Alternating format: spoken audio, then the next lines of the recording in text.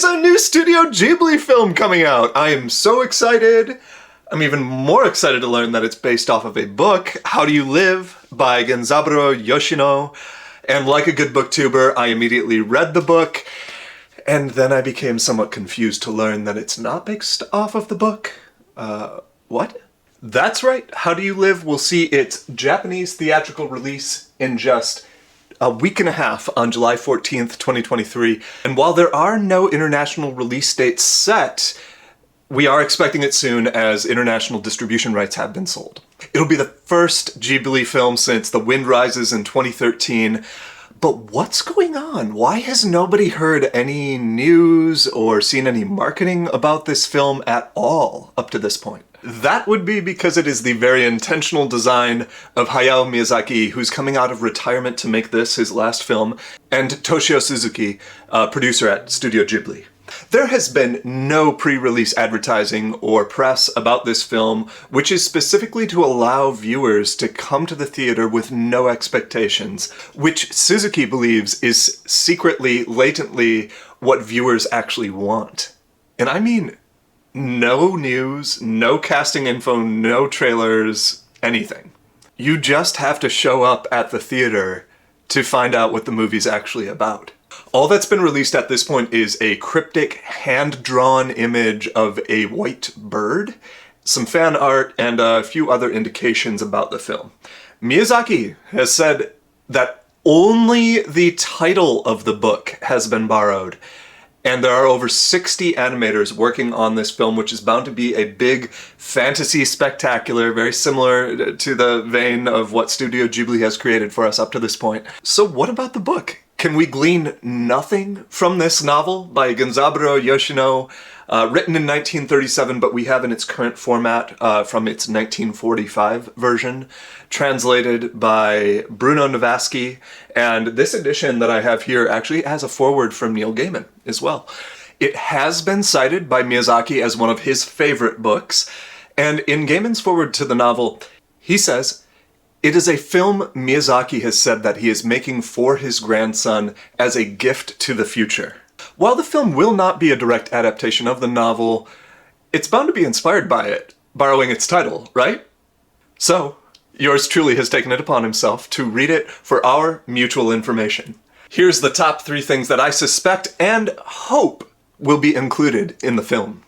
First is references to real-world discoveries and scientific advancements. Yoshino's novel tells us of the story of Honda Junichi, nicknamed Copper, who's been struggling with the recent death of his father. Throughout this novel, Copper's mind is progressively expanded through conversations with his mom, uncle, and friends about some pretty incredible topics such as the Copernican revolution, Newton's law of gravity, the heroic spirit of Napoleon, and the European origins of the original Gandhara statues of the Buddha. All of these dialogues serve within a broader philosophical context to offer Yoshino's perspective on how do you live, and how to truly achieve a worthwhile life. Something that Copper's uncle imparts to him gradually throughout the course of the book. Second is that uncle-nephew, mentor-disciple relationship. The relationship between the book's protagonist and his uncle serves as the backbone of the story, which dives into history, politics, science, religion, economics, philosophy. Lot of ground covered in this book.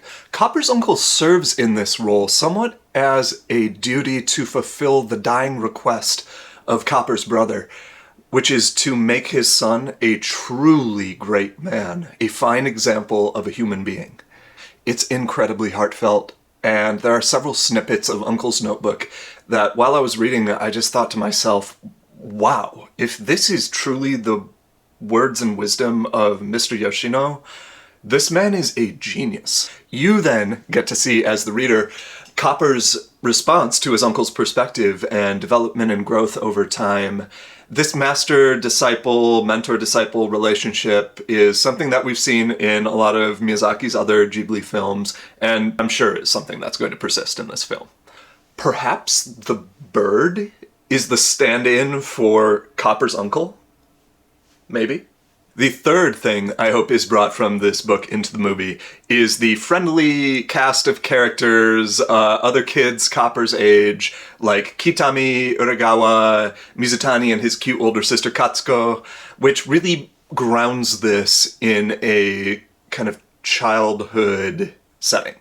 And while yes, in a certain way this book is somewhat of a kids' ethics textbook, it's really also just the story of Copper's life and how he experiences the world as he relates to it.